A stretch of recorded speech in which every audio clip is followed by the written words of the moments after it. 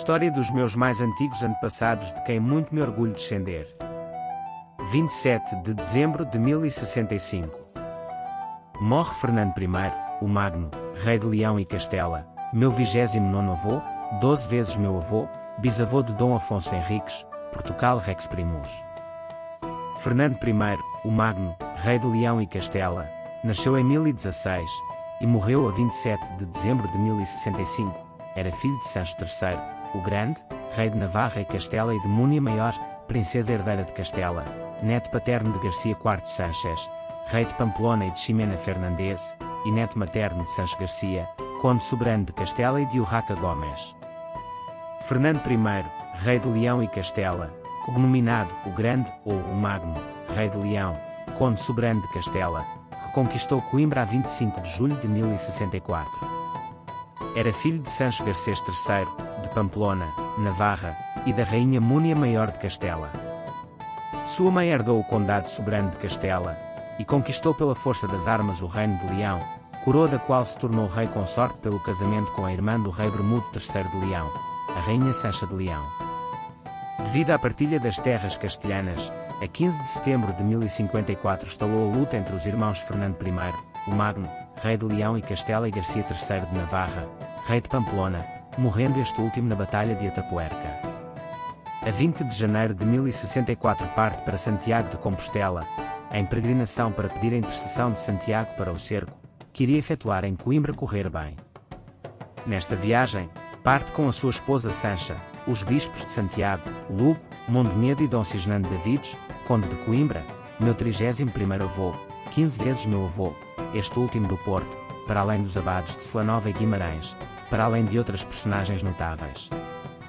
Depois de um cerco de 6 meses, rendidos pela fome, as tropas de Almanzor rendem-se a 25 de julho de 1064.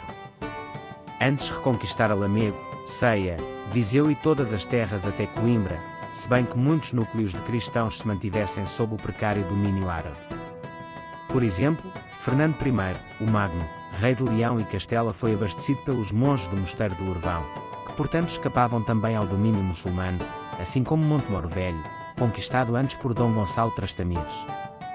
O governo de todas estas terras reconquistadas a sul do Douro, centrada em Coimbra, foi dado a Dom Cisnando Davides, um moçárabe, senhor de metade das vilas de Tentugal e de Cantanhede, que herdara de seus pais, e que viria a ser genro do conde rebelde de Portugal, Dom Nuno Mendes de Portugal. Com o título Alvazir ou Wazir, aparecendo também como Consul ou Conde. Dom Cisnando governou de 1064 até à sua morte em 1091, pelos reis de Leão, todas as terras cristãs a sul do Douro que grosso modo correspondiam ao anterior condado de Coimbra, embora na realidade a sua situação fosse de chefe absoluto, como a do El Cid em Valência, ao ponto de ter sido ele que escolheu o bispo de Coimbra. O seu território, limitado pelo Douro, o Mondego, a vertente sul da Serra da Estrela e o rio Coa, foi no seu tempo um verdadeiro estado independente da região de Portugal e da Galiza, que mais tarde haveria de ser doado ao conde Dom Henrique da Borgonha. O condado de Coimbra foi refundado em 871, quando o conde Dom Hermenegildo Guterres reconquistou a cidade aos árabes e assim se manteve até à investida de Almanzor, que reconquistou toda esta região.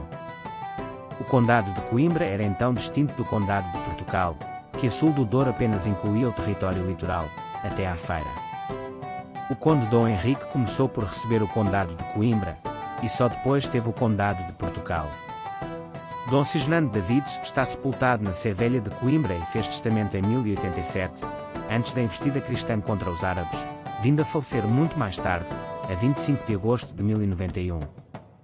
Depois desta vitória, Fernando I, o Magno, parte juntamente com Dom Cisnando para Santiago de Compostela, para agradecer o feito, tornando-se na primeira peregrinação a partir de terras portuguesas de que se tenha conhecimento por documentação histórica. Tal como fez seu pai, Fernando I, o Magno, rei de Leão e Castela, também dividiu o seu reino, à hora da morte. Assim, o seu primogênito, Sancho, herdou o reino principal, Castela. O resto dos seus domínios foi repartido por Afonso, Leão, Garcia, Galiza, e ainda Elvira e Urraca, a quem deixou a posse de 2 mosteiros. Fernando I, o Magno, rei de Leão e Castela, faleceu dia 27 de dezembro de 1065. Família e descendência. Fernando I, O Magno casou com Sancha, infanta herdeira de Leão, minha 29ª avó, 13 vezes minha avó, filha de Afonso V de Leão e de sua primeira esposa Dona Elvira Mendes, Condessa Soberana de Portugal, de quem teve. Urraca de Zamora, infanta de Leão, também conhecida por Urraca de Leão, recebeu de seu pai o cálice sagrado, conhecido como o cálice de Dona Urraca, foi freira. Sancho II de Leão e Castela. Elvira.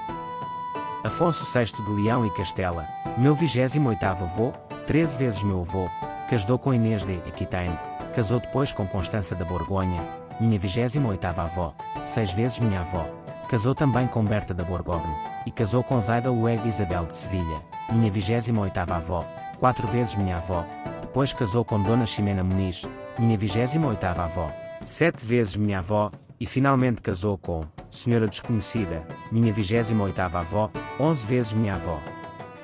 Garcia II da Galiza. Fernando I, o Magno, teve ainda um filho de mãe desconhecida. Múnio Fernandes.